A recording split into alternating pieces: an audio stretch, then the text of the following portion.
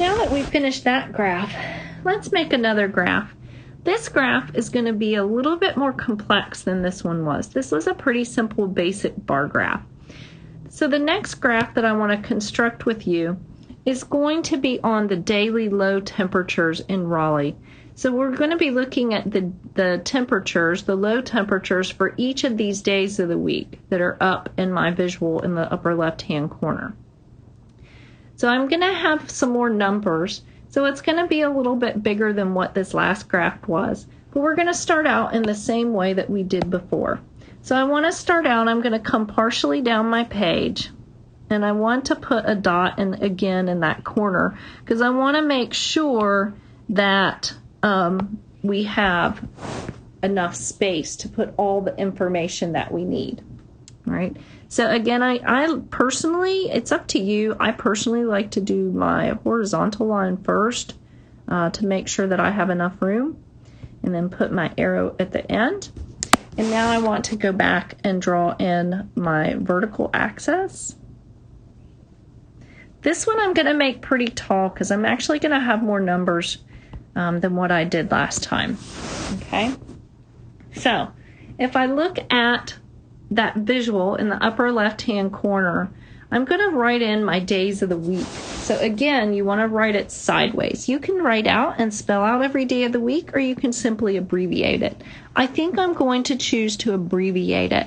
That way I have a little bit more room. So I'm going to come down here. I always leave this first row next to my vertical axis blank. I don't put anything in it. So I'm going to write Sunday, and I'm going to abbreviate it. And then again, remember, you skip a space.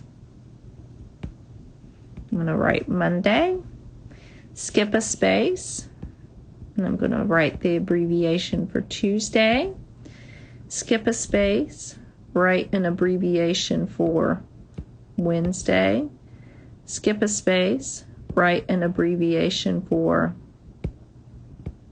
Thursday, skip that space, Friday, skip a space, and write Saturday, and then skip a space and write I'm back to Sunday again. And remember, that's what it's on my chart, my visual that was at the top of the page.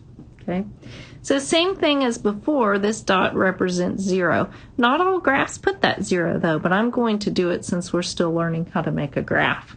Okay, now if I look at the numbers at the top of my chart, you notice they're numbers that are anywhere from above 40 to less than 65. So it's a really wide range of numbers. If I counted by 1, I would have a giant graph, and I don't want to do that.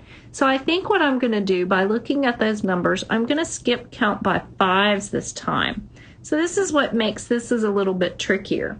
So if this line down here, my dot is 0, I'm going to go up to the next line, and I want to write the number 5.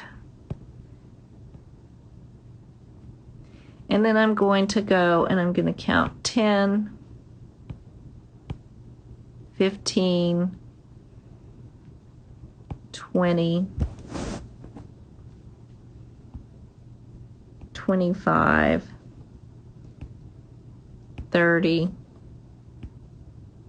35, 40, 45, 50, 55, 60, 65, and then 70. And I think that's enough. If I look at what those low temperatures are, I'm not really having anything that's going to be above that. And I think that's adequate. All right. So now we're going to look at shading in our bar graph. Last time I did blue. I think this time I'm going to choose a different color. I'm going to choose like a really pretty green to do instead. All right. So the temperature for Sunday was 50 degrees. So I'm going to come and I'm going to go up. I'm going to go up this column for Sunday, and I'm going to stop when I get to the line of 50. So this is where 50 is on my graph. So instead, what I'm going to do is I do it like this. You can color each square if you want, one square at a time. I just find it easier to kind of mark off my perimeter, and then I'm going to color it in.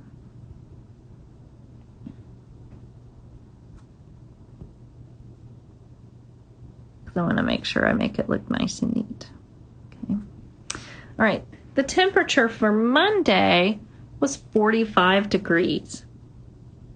So I'm going to draw all the way up that column until I get to that 45 line. And then I'm going to color in that bar.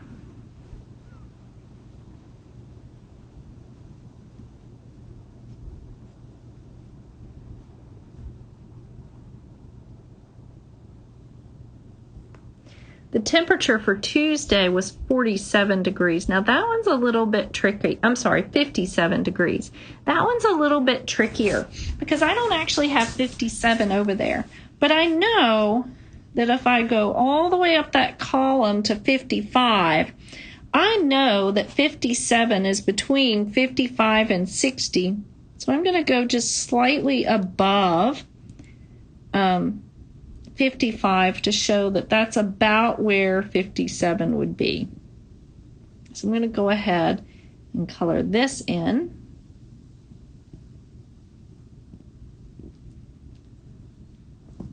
You really don't have to rush when you're coloring your bars. It's nice to make them as pretty as you can. It makes it visually appealing and it makes it easier for other people to read your graph. Okay. So the temperature on Wednesday was 59. So again, it's not right all the way to 60. So I'm going to go up and I'm going to draw my line actually right below 60. So it's a little bit higher than 57, but not quite up to 60. So sometimes those numbers like that can be super tricky. So then we're going to color in our bar.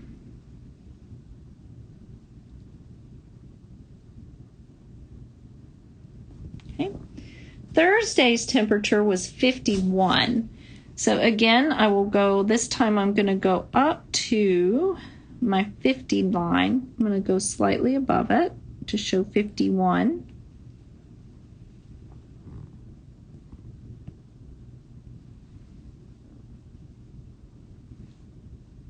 And then I'll color in my bar.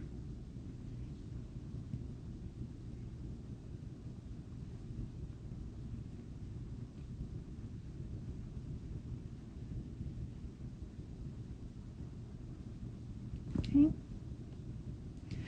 Friday's temperature was 50. So that one's a little easier because I can go up my Friday column to the 50 line and then color it in.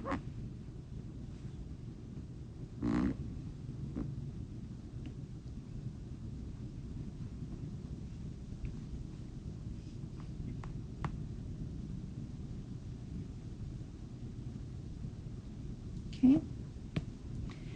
Saturday's temperature is 59, so that's going to be very similar to what we did for Wednesday, because Wednesday's temperature was also 59 degrees. So if I go up the column, not quite to 60, I need to stop a little bit above that, below that I mean.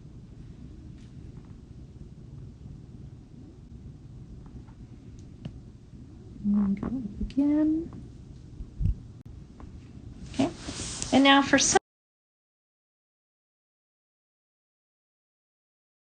Sunday, the temperature is going to be 63 degrees. It's going to be the warmest day, it looks like, or the warmest low temperature of the week. So here's 60. I want to go slightly above. Not a lot, just a little. Because it's not quite up to 65.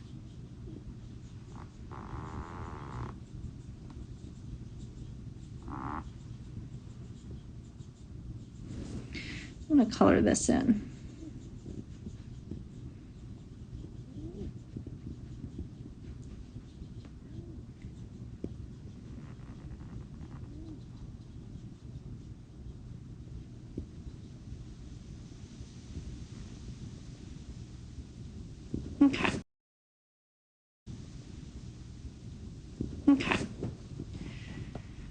So I've got my bars in. So now, looking at my graph, it still doesn't look quite right. It's still not complete. I haven't added my labels yet. And so for each one of these, I have to have my labels that explain what are on both of my axes. So if I look on my horizontal axis, these are just simply days of the week. Or you could just simply write the word days. It's totally up to you. Okay, but this is my first label. I'm going to color that in. I actually want you to remember the parts to this. Okay.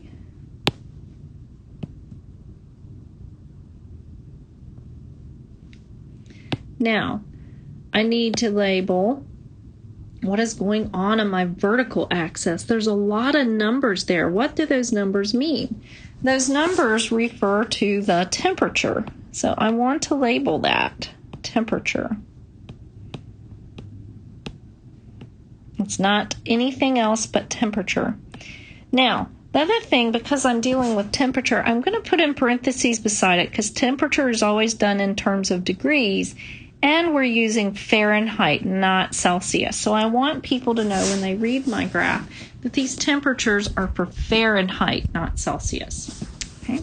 So here is my other label that I have to have for my graph. You don't have to write label every time you make a graph. I'm just doing that for you to remember the parts of the graph. The last thing that I need to have on my graph is a title. Okay, so what is this graph about? This graph is about daily low temperatures. So I'm going to come up here at the top and I'm going to write daily low temperatures.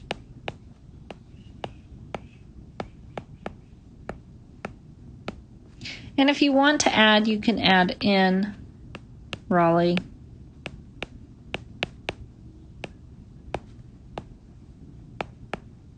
North Carolina. So this is how you make a bar graph, and those are the parts to the bar graph, and that's what you need to know to do this. One of the things I was telling you about is having those spaces between the bars. So if your bars touch, you really haven't made a bar graph. It's actually called a histogram, and that's why every time I kind of emphasize leaving that empty space between your bars. So you want to remember to do that. The last thing that I wanted to add was one of your optional assignments also included doing a graph of different temperatures from different cities. So that type of graph would be very similar to the daily low temperatures in Raleigh, North Carolina, but instead of having the days of the week along the bottom of your horizontal axis, you would probably just write the names of the cities would go down here instead of days of the week. So that's up to you if you choose to do any of these assignments having to do with the graphs. I hope that you all have a great week and have a fun time with your assignments, and thank you very much for listening.